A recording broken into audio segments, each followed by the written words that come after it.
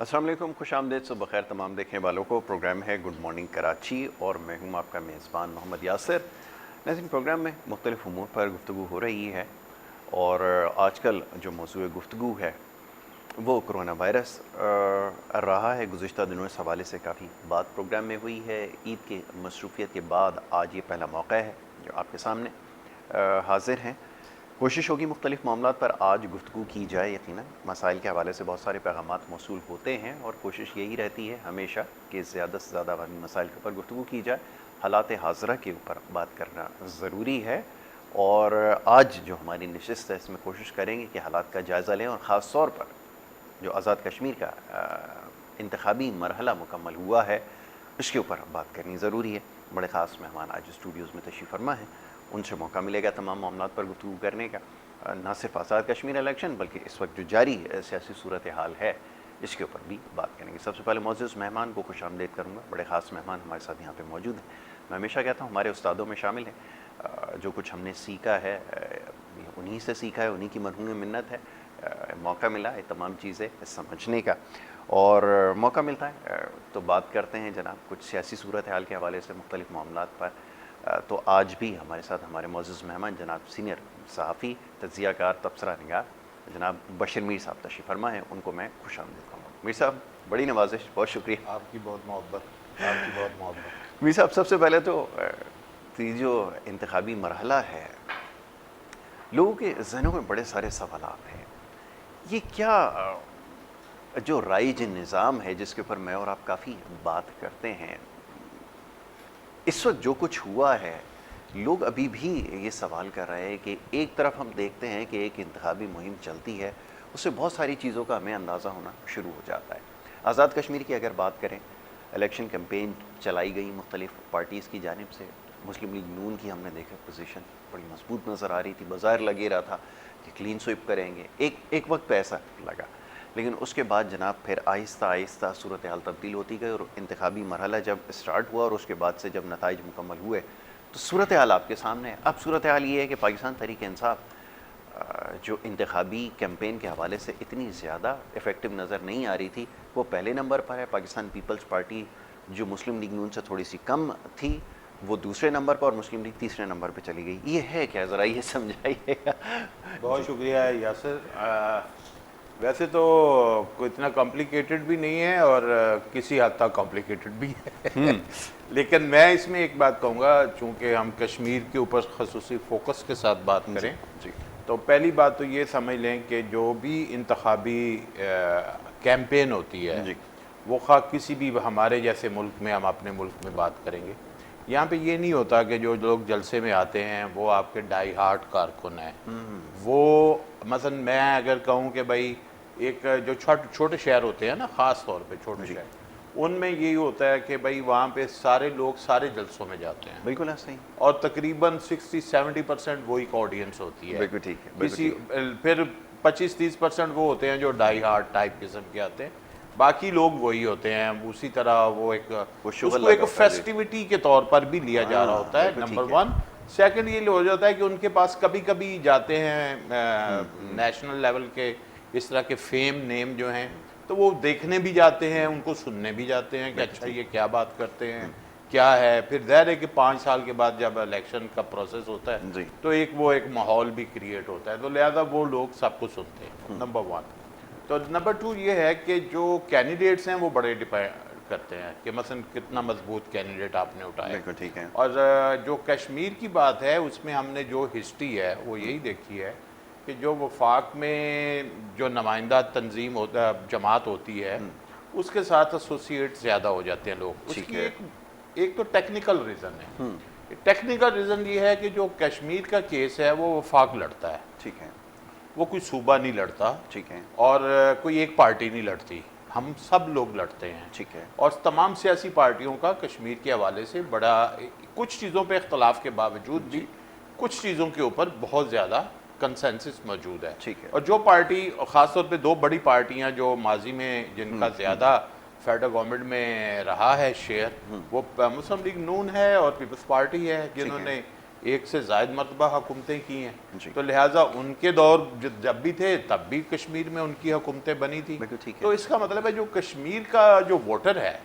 Weather वो पाकिस्तान में रहता है, जो वैली का वोटर है, या आज़ाद कश्मीर के अंदर रहता है, ठीक है, तो उससे पता है कि मेरा केस वफाक पाकिस्तान लड़ता है, ठीक है, तो मुझे वफाक से ही जो है वो मुंसलिक रहना है। ठीक है, और उसे पता है कि जो मुल्क का वजीर आज़म होता है वो वफाक का नुमाइंदा है इस तरह, और हमारा वकील है। ठीक है, ठीक है, तो लिहाजा मेरा ख्याल है कि जो कश्मीरी है वो एक पॉलिटिकली बैटर डिसीजन लेता है हर दफ़ा, ठीक, और वो उसके साथ एसोसिएट हो जाता है, और उन्हें पता है कि हमने जो अचीवमेंट करनी है, हमारा ये हुकूमत हमारा गोल नहीं है। ठीक है, और जो हुकूमत का वहाँ का वज़ीर आज़म बनना, वहाँ का सदर बनना, मिनिस्टर बन जाना, ये कश्मीरी का ये गोल नहीं है। ठीक है, कश्मीरी का गोल तो एक लार्जर है, और वो है कि अपने दूसरे कश्मीर को भी आज़ादी दिलवाना। तो जो आज़ाद कश्मीर है हमारा, ये एक हमारी एक नुमाइंदा दुनिया के सामने हुकूमत है, जो एक वकालत कर रही है कश्मीर के केस की। ठीक है, एक मैं इसमें ऐड कर जी, जी, प्लीज, फिर आप अपना सवाल दीजिएगा। दूसरी बात यह है कि मैं इस कश्मीर के इलेक्शन को मकबूजा कश्मीर के इलेक्शन से हजार हा दर्जा बेहतर समझता हूं। है, बिल्कुल ऐसा वहां पे तो पार्टिसिपेशन ही कश्मीरी ने छोड़ दी है, क्योंकि उसका ट्रस्ट जो है वो भारतीय हुकूमत पे खत्म हो चुका है। आप देखें कि जो भी उन्होंने इलेक्शन करवाए हैं उसमें 10% से भी ज्यादा टर्न आउट नहीं गया, और वो भी कोई सरकारी लोगों से या जिस तरह भी उन्होंने वोट डाल के, फिर भी वो 10% नहीं उसे दिखा सके। तो पाकिस्तान में तो कश्मीर के अंदर आपने देखी है कैंपेन, जैसे आप जिक्र कर रहे हैं, एक भरपूर कैंपेन हुई है भाई। आप सबको आज़ादी के साथ चलें, हम उसका मार्जिन भी दे देते हैं कि सियासी तौर पर लोग एक दूसरे के ऊपर जो है वो बेजा तनकीद भी करते हैं, लेकिन इतनी छूट के साथ कैंपेन की है, इतनी आज़ादी के साथ सियासी पार्टियों ने अपने जलसे किए हैं, अपना मौक़िफ़ पेश किया है, व्हाटएवर जो भी है। बाकी जो बेकैदगियाँ, इंतखाबी उज़रदारियाँ, वो हर इलेक्शन का हिस्सा है, यकीनन इसमें भी आएंगी। लेकिन मैं इसे कंपेयर करूँगा जो दोनों कश्मीर हैं, ठीक है, उसमें Azad Kashmir is far more better, और पॉलिटिकली, डेमोक्रेटिकली जो राइट्स पाकिस्तान ने दिए हैं आज़ाद कश्मीर को, ये मकबूजा कश्मीर में नहीं है, और ये हमने दुनिया में एक एग्जाम्पल। ठीक है, अच्छा विफाक की बात करते हैं, थोड़ी सी मुश्किल बात भी हो जाए ना। बड़ा क्रिटिसाइज़ किया गया जब ये गवर्नमेंट पाकिस्तान तहरीक इंसाफ की बनी कि कश्मीर कॉज को कोई ज़्यादा फ़ायदा नहीं पहुंचा। आप समझ रहे हैं मेरी बात, या इसको ये कह लें कि जो अपोजिशन अल्फाज इस्तेमाल कर रही थी, जो उन्होंने अपना ऑब्जेक्टिव बनाया था, वो ये कि जो कश्मीर का एजेंडा था 370 रिवोक करने के बाद फिर जनाब वो 35 वाला जब आइन की उनका शिक वाला मसला हुआ, तो बहुत ज़्यादा क्वेश्चन उठ रहे थे, और बहुत ज़्यादा ये स्लैंडरिंग हुई कि जनाब ये जो वफाकी हुकूमत है इसने इसके ऊपर शायद कोई इनकी कोई डील हुई है, जैसे लफ्ज़ इस्तेमाल होता है। तो ये इस वजह से हम ये एंटिसिपेट कर रहे थे कि हो सकता है कि इसका कोई नेगेटिव इम्पैक्ट आए और इस दफ़ा स्टेटस को जो है वो टूट जाए।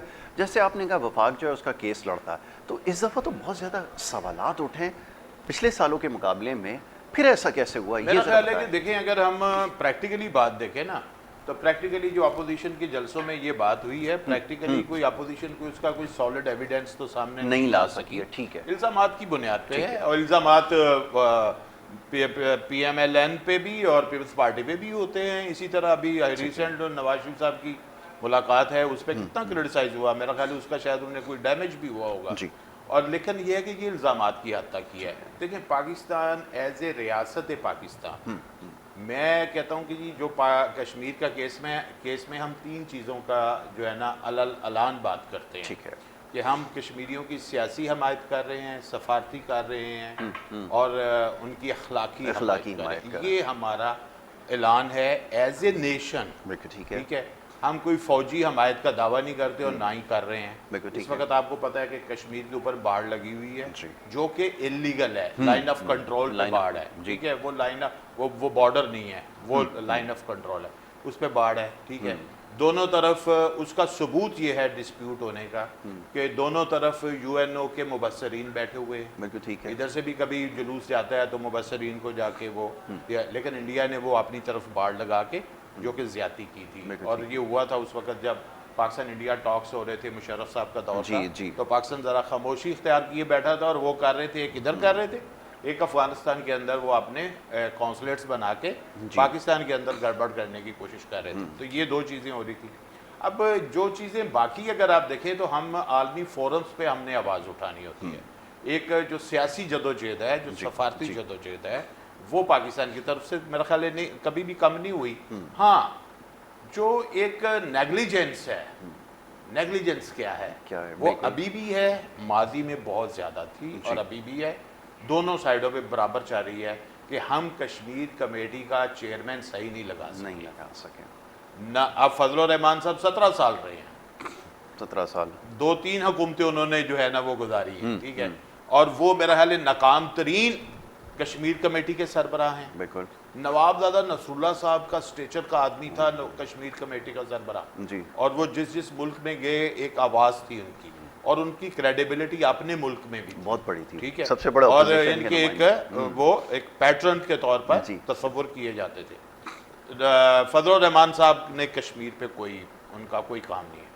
अभी जो कश्मीर कमेटी है वो भी उसी तरह ही है। मैं समझता हूँ इम्प्रूवमेंट नहीं है। कश्मीर कमेटी का सरबराह एक वाकई ही ऐसा या आपका एक पॉलिटिशियन होना चाहिए जिसका इंटरनेशनल स्टेचर, एक्सपोजर भी हो, कोई एक्सपोजर हो, स्टेचर का आदमी हो, जिसको दुनिया जो है जिसमें उसकी वॉइस जो है वो एक स्ट्रॉन्ग वॉइस हो। बिल्कुल ठीक है। हम यहाँ पे मेरा ख्याल है तहरीक इंसाफ को भी जो है वो क्रिटिसाइज करना चाहिए हमें कि वो कश्मीर कमेटी का सरबराह एक बड़े स्टेचर का पॉलिटिशियन लगाए।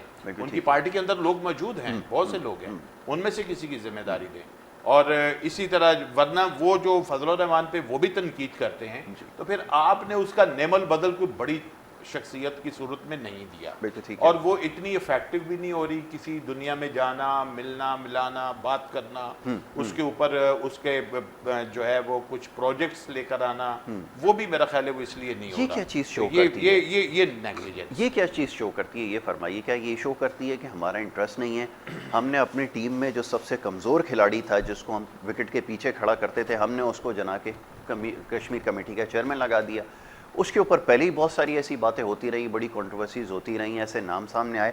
साबित क्या हुआ? देखें, ये जरा बताएं ना। अच्छा देखें, ओवरऑल अगर हम देखें तो बहुत से लोग हैं, बहुत सी चीज़ें हैं कि जो हमारी वो होनी चाहिए थी, ठीक है। अब देखें, मौजूदा हुकूमत के पास फाइनेंस का मिनिस्टर का मसला है, नहीं है, थ्रू आउट चल रहा है, और अभी उन्होंने नॉन इलेक्टेड जो हैं उनको जो है वो मौका दिया है। इसी तरह जो है अगर आप देखें तो जो ये NCOC का मसला है, तो इसके ऊपर कोऑर्डिनेशन प्रॉब्लम, फलां प्रॉब्लम, कभी कुछ पब्लिक के साथ जो है वो एक वो नहीं हो रहा, इंटरेक्शन वो भी नहीं हो पा रहा, सुबह जो है उसको मैनेज करने में दुश्वारी हो रही है एक दूसरे के साथ। तो लिहाजा हम तो ये समझते हैं कि जो टीम की हम तवक्को करते हैं कि पाकिस्तान की फेडरल लेवल पर एक टीम जो होनी चाहिए, सिर्फ यही नहीं कि मसलन ये कि PTI को जो है वो हम करें, PTI के पास तो एक इत्तेहादी भी है ना जी, तो जो एक टीम होनी चाहिए ना, ख़ासतौर पे 5-6 बड़ी मिनिस्ट्रियों की, उसका हमें वो जो एनर्जी है वो हमें नज़र नहीं आ रही। इसलिए परफॉर्मेंस में बहुत से सवालात उठ रहे हैं,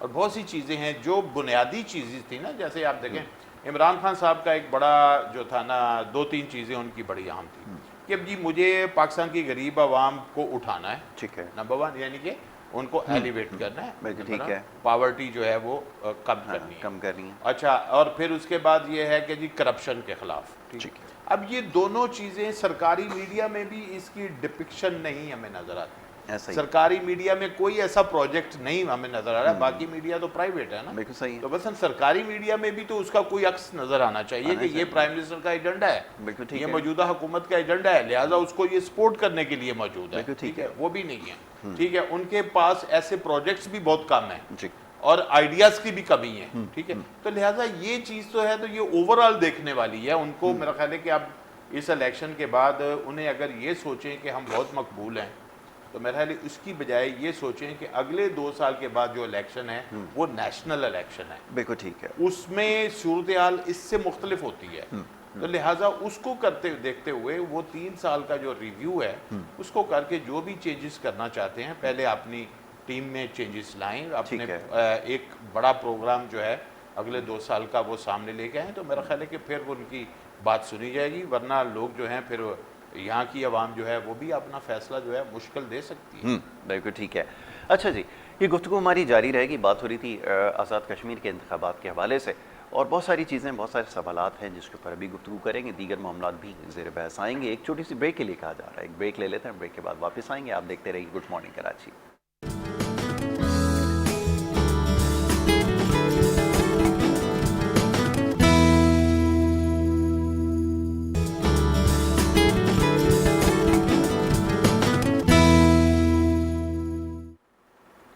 प्रोग्राम में आपको एक दफ़ा फिर खुश आमदीद कहेंगे। ब्रेक पे जाने से पहले हमारी गुफ्तगू जारी थी। बात हो रही थी जनाब कुछ आज़ाद कश्मीर के इंतखाबात के हवाले से, और जो इस वक्त सियासी सूरत हाल है, और साथ साथ अब एक और मौजू है जिसके ऊपर बात करनी ज़रूरी है, वो ये जो कोरोना वायरस की जो चौथी लहर है, ये बहुत ख़तरनाक और मौलिक साबित हो सकती है। बार बार इस चीज़ को दोहराया जा रहा है, इस बात पर ज़ोर दिया जा रहा है कि आपने मोहतात रहना है, और पहले से ज़्यादा मोहतात रहना है। क्या कीजिए कि ये वबा मुकम्मल तौर पर अभी तक ख़त्म नहीं हुई है दुनिया से, और इसका ख़तरा क्योंकि मौजूद है, तो मुख्तलिफ़ अशकाल में जो है वो हमलावर है इस वक्त, और इसके लिए सबसे ज़्यादा जो चीज़ जिसकी ज़रूरत है वो है एहतियात। इसके ऊपर काफ़ी ज़ोर दिया जा रहा है, और उसी से जुड़े जो मामलात हैं, ख़ास तौर पर जिस तरह के इक़दाम यहाँ पर किए गए इस वबा से निमटने के लिए, कुछ पे बहुत ज़्यादा तनकीद हुई और अभी भी हो रही है।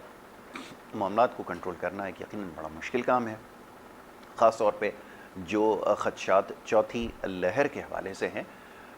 अगर एहतियात ना रखी गई तो फिर ये लॉकडाउन और जो दीगर मामलात हैं ये दोबारा से जो है वो शुरू किए जाएंगे, जिसके हम लोग सब मुतामिल नहीं हो सकते।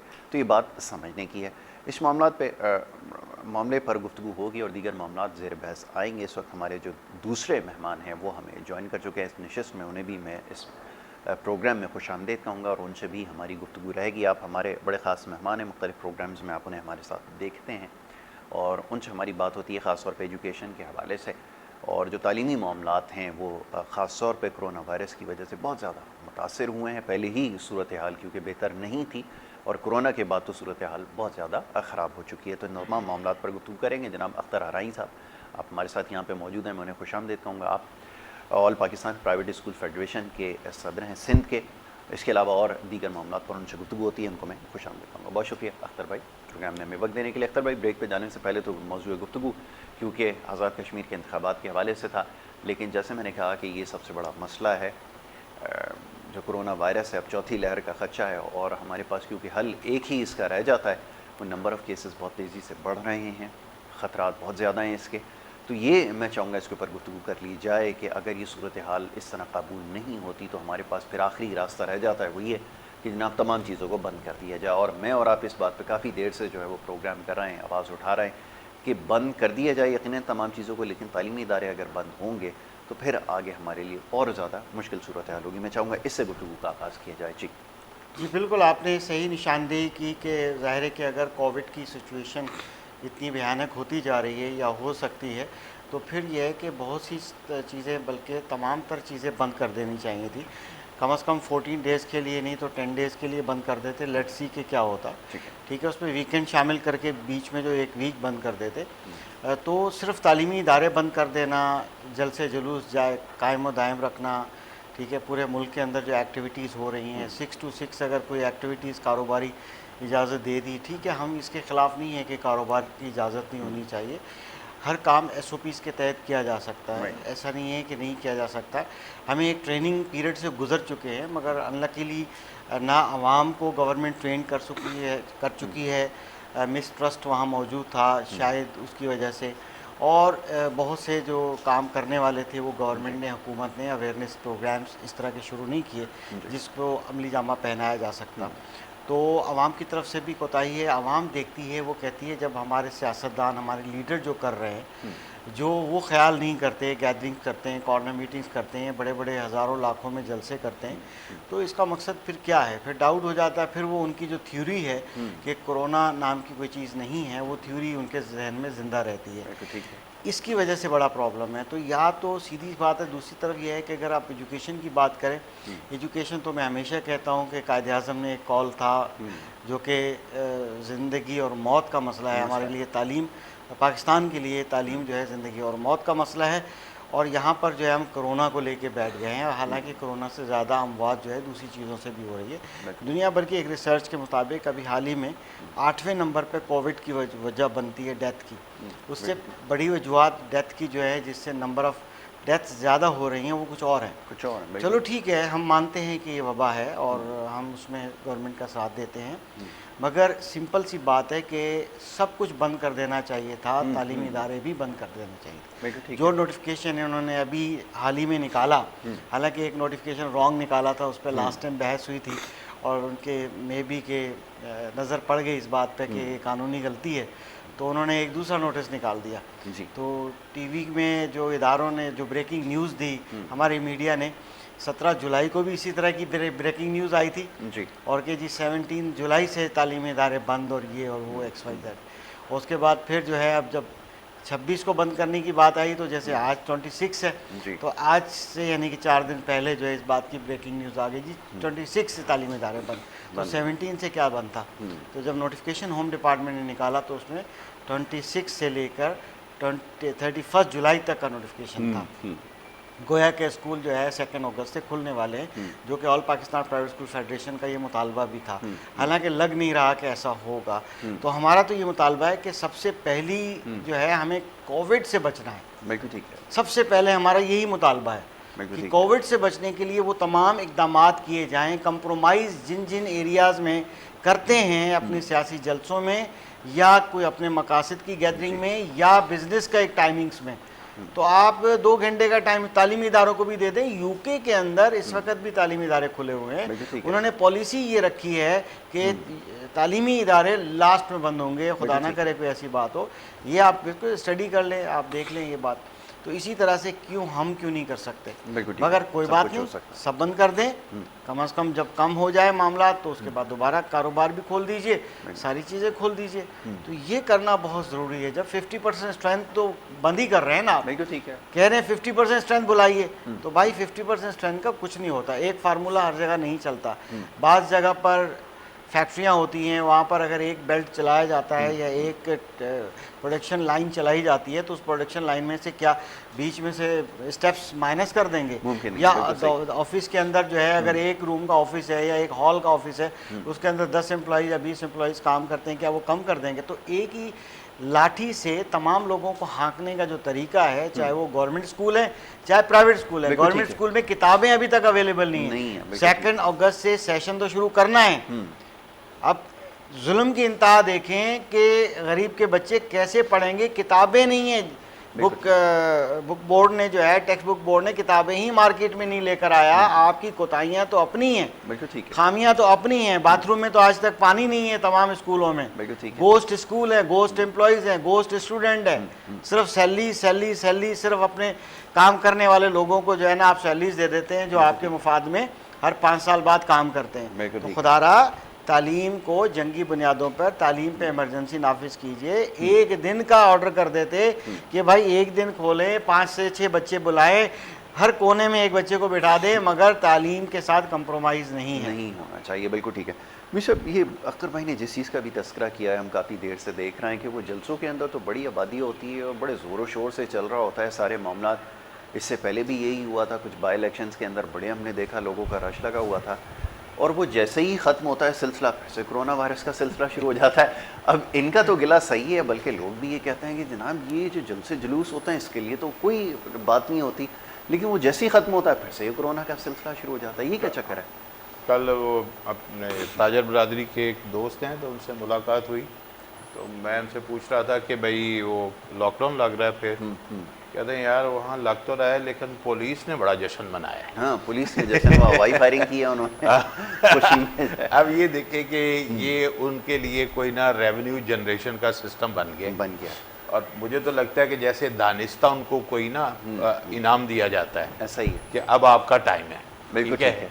तो ये तो बड़ी अनफॉर्चुनेट है, बहुत अनफॉर्चुनेट। और मैं इस बात से इत्तफाक करता हूँ अख्तर साहब की कि अब बेशक 1/3 बल्कि 20% भी स्टूडेंट आए ना अगर एक दिन, सही है, एक दिन, लेकिन ये सिलसिला रुकना नहीं चाहिए। रुकना नहीं चाहिए। देखिए हमने देख लिया है जो छोटी क्लासें हैं ख़ासतौर पे वहाँ पे ऑनलाइन सिस्टम नहीं चल सकता, बच्चे नहीं पढ़ सकते। ठीक है, हाँ, जो बहुत सीनियर हैं, जो बहुत समझदार है, जिसको पता है, जो यूट्यूब से भी देख लेता है या वैसे भी वीडियोस भी सुन लेता है और किताब खुद भी पढ़ लेता है, उसके लिए तो चलो समझ कर सकता है। बिल्कुल ठीक है। लेकिन जो छोटी क्लास का बच्चा है जिसको अटेंशन फिजिकली चाहिए, उसके लिए बहुत ज़रूरी है। बिल्कुल सही। एक एग्जांपल दे देता हूँ आपको कि हम जब वियतनाम गए थे तो हमारे गाइड ने हमें बताया कि 19 साल रही थी वियतनाम की जंग अमेरिका के साथ, ठीक है, और 2.5 करोड़ लोग मारे गए थे। बिल्कुल 2.5 करोड़ लोग, हाँ, और इससे ज़्यादा ही कोई ज़ख्मी भी हुए होंगे। उन्होंने कहा कि जो उनके लीडर थे होचिमन ने कहा कि देखें, ये जंग का हमें नहीं पता कितने साल चलेगी, लेकिन हमें तालीम का सिलसिला बंद नहीं करना। बिल्कुल ठीक। जबकि इतनी बमबारी होती थी अमेरिकन की, और टैंक से एयर रेड्स होते थे, तो उन्होंने कहा जी क्या करें। उन्होंने कहा जी ऐसा करें कि एक ऐसी वॉलंटियर्स की भी टीम बनाएं जो लोगों को जिस घर में बच्चा है ना, उसको जाके घर में पढ़ा के आए। बिल्कुल ठीक। ये देख कितना ज़रूरी था। ये नेशन और विजन और लीडरशिप कि उन्होंने कहा कि मैं ये चीज़ सोचता हूँ, जंग के अभी 6 साल रहते थे, 6 साल पहले वो दुनिया से चले गए थे और फिर भी जंग उन्होंने जीती। तो उन्होंने कहा जी मैं ये सोचता हूँ कि अगर जब भी ये जंग ख़त्म होगी जी, ठीक है, अब जो कौम बचेगी वो कहीं अनपढ़ और जाहिल ना रह जाएगा। बिल्कुल ठीक है। तो आप इसी को इधर ही देखें कि जब भी कोरोना ख़त्म होगा जी, कहीं ऐसा तो ना हो कि हम सारे ही बच्चे हमारे जो नए हैं वो नालायक, जाहिल, अनपढ़ ही रह जाएं। ऐसा ही अभी जो फिगर्स आए हैं सिंध, सूबा सिंध के ख़ास तौर पे 49,000 स्कूलों के, वो आप भी पढ़े होंगे, कितने स्कूलों में टीचर ही नहीं है, 11-12,000 स्कूलों में टीचर नहीं है, और कुछ में इतने टीचर हैं कि वो सब्जेक्ट भी नहीं है, वो टीचर है, टीचर हायर किया हुआ है। और क्या है कि ये सब जो है ये क्यों है, इसका मतलब है कि आप एजुकेशन को सीरियस ही नहीं ले रहे। बस आप चाहते हैं कि ये कौम इसी तरह हो जाए। देखें, पाकिस्तान के बारे में पूरी दुनिया में जो एक बहुत ज़्यादा बात की गई कि ये वो कौम है जिसके पास 60-70% यंग लोग हैं। इसका मतलब है कि अब ये उसको मिलियामेट करने के लिए कि ये जो यंग लोग हैं या जो यंग हो रहे हैं जी, इनको अब कैसे जो है ना वो आप डिग्रेड कर सकते हैं। सही है कि ये अमली तौर पर ना तो इनके पास कोई स्किल हो, कैपिटलाइज ना कर सके, ना इनके पास तालीम हो, तो लिहाजा इसी चक्कर में इनको नालायक कर दो। बिल्कुल ठीक है। अब देखें, ये तो होता है कि स्टूडेंट हम भी रहे हैं कि जब छुट्टियां होती थी बड़े मज़े आते थे, ठीक है, तो अब बच्चे जो 1 साल से इस तरह चाह रहे हैं उनको दोबारा तालीम की तरफ लाना भी, एक काउंसलिंग करना बड़ा पेरेंट्स के लिए भी बड़ा मुश्किल है और टीचर्स के लिए भी बड़ा मुश्किल है। लिहाजा मेरा ख्याल है कि गवर्नमेंट को सीरियसली, फेडरल गवर्नमेंट हो या सूबाई गवर्नमेंट हो, इनको देखना चाहिए कि हम कम से कम बच्चों के साथ भी क्लास शुरू करें। और अच्छा, फिर ये बात बिल्कुल दुरुस्त है कि पूरे मुल्क को एक लाठी से आप ना हाकें। आप देखें कि किसके पास कौन सी फैसिलिटी है। अगर एक इदारा ये आपको प्लान देता है कि जी मैं रोजाना इस तरह ट्रीट कर सकता हूँ जी, जैसे मेरे पास क्लासरूम में इतनी गुंजाइश है, छोटे क्लासरूम है या बड़े हैं, 20 लोग बैठ सकते हैं, 25 बैठ सकते हैं, 10 बैठ सकते हैं, जैसे कि अमेरिका में हुआ, तो उन्होंने कहा जी कौन सा रेस्टोरेंट है जो फैसिलिटेट कर सकता है ओपनली आप बाहर बैठ के। तो उन्होंने कहा जी मेरे पास तो इतनी जगह है, अच्छा जी आप इतनी टेबलें लगा लें। ठीक है, उन्होंने उस तरह उनका चल रहा है काम। ठीक है, अभी आप देखें दुनिया के कई मुल्कों ने टूरिज्म खोल दिया। ऐसा ही कैसे खोला? SOPs के साथ और एक प्लान के साथ। अच्छा, हमारे तो है कि बैठ के जिस कमरे में मीटिंग होती है उस में मीटिंग में वो अपने पता नहीं इंटरेस्ट की किस तरह की बातें होती हैं। ठीक है, मसलन कभी नहीं कहा गया कि मसलन जैसे इनका स्कूल है, नहीं कहा जाए कि आप प्लान दें, आप स्कूल कैसे चलाएंगे, आपके पास कितने स्टूडेंट रोज आएंगे, कितने बजे से कितने बजे तक आप चलाएंगे, और ये होगा ये होगा। इसी तरह रेस्टोरेंट से भी बात की जाती है कि भाई अगर एक टेबल लग सकती है उसको लगाने दो। अच्छा, एक इदारे का मुझे याद आया आपकी बातों से, एकदम दिमाग उधर गया कि वो डिज़ास्टर मैनेजमेंट ना वो साइंस बन चुकी है, वो कि पूरी दुनिया में क्लैमिटीज़ आती हैं ना, तो उसके बाद रिहेबिलिटेशन कितने टाइम में स्टार्ट होगी और कितना टाइम लेगी, और इन बिटवीन जो मामलात हैं वो किस तरह चलते रहेंगे, पूरी एक साइंस है। तो मुझे याद आया इदारा तो हमारे पास मौजूद है जिसका टेक्स्ट मैसेज एक माजी में आया करता था, लेकिन आजकल तो मैसेज इदारा है ना उसके ऊपर बड़े सवालिया निशान आ गए। ख़ास तौर पे अभी आप देखें कराची में नालों की सफाई के हवाले से बड़ा आ गया। फिर उसके बाद जो कोरोना के फंड्स गए हैं उसको जी जी टोटल जो हमने फंड्स जो हैं वो यूज़ कर दिए हैं 1240 अरब के ऊपर सवालिया निशान है लग गया। उसका जवाब फेडरल गवर्नमेंट, सूबाई हुकूमतों को, NDMA सबको देना चाहिए, ठीक है। नंबर 1। फिर उसके बाद हम ये देखते हैं कि जो पब्लिक को रिलीफ मिलने थे, जी मैं तो बात करूंगा मीडिया पैकेज कहाँ गया।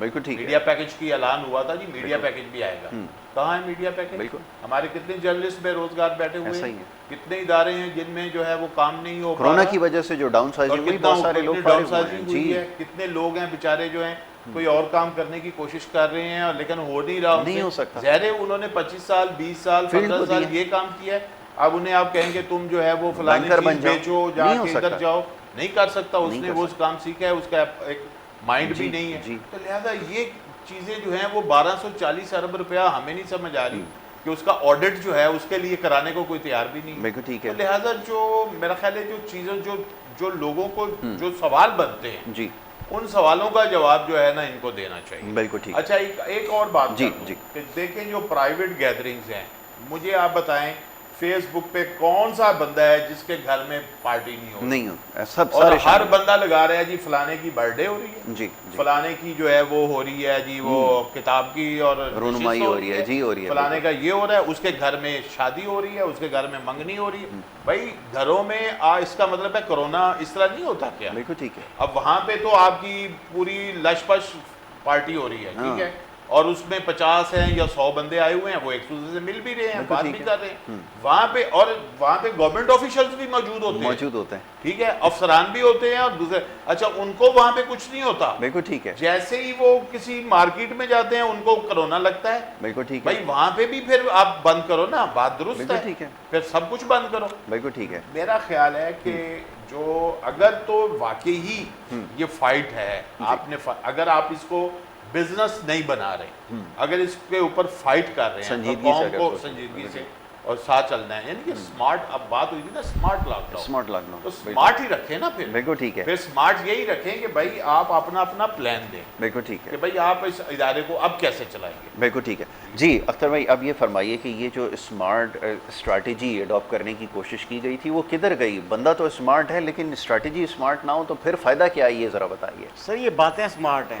ये बयानात स्मार्ट हैं, स्मार्टली टैकल कर देते हैं ये ये लोग। पॉलिटिक्स स्मार्ट है, स्मार्टनेस दिखा रहे हैं। हाँ। सिंपल बात है, सादी सी बात है, बड़ी अच्छी अच्छी बातें सर ने बताई हैं और ये हमें तारीख सिखाती है। अब आप देख लेना, हिटलर की भी एक बात है कि हिटलर को किसी ने उसको कहा कि भाई ये हमारी तो फौजें जो हैं, हमारे जो नौजवान हैं तालीम तरबियत याफ्ता, वो मरते जा रहे हैं और बड़ा मसला है। तो उसने कहा कि आप ये बताइए कि उस्ताद की क्या पोजीशन है, आप टीचरों को प्रोटेक्शन दो कि ऐसी नस्लें, ऐसे तालीम याफ्ता तरबियत याफ्ता और लोग जो है ट्रेंड हो जाएंगे। बिल्कुल उस्ताद को तहफ़्फ़ुज़ दो और तरबियत और तालीम का जो एहतमाम करो, ठीक है। अब देखें वही, अगर उन्हीं अलाए मुल्कों की बात करें, वो सारे के सारे डेवलप्ड हैं। जर्मनी देख लें, एक यूरोप के अंदर बड़ी स्ट्रॉन्ग कंट्री है, बिल्कुल ऐसा। ठीक है।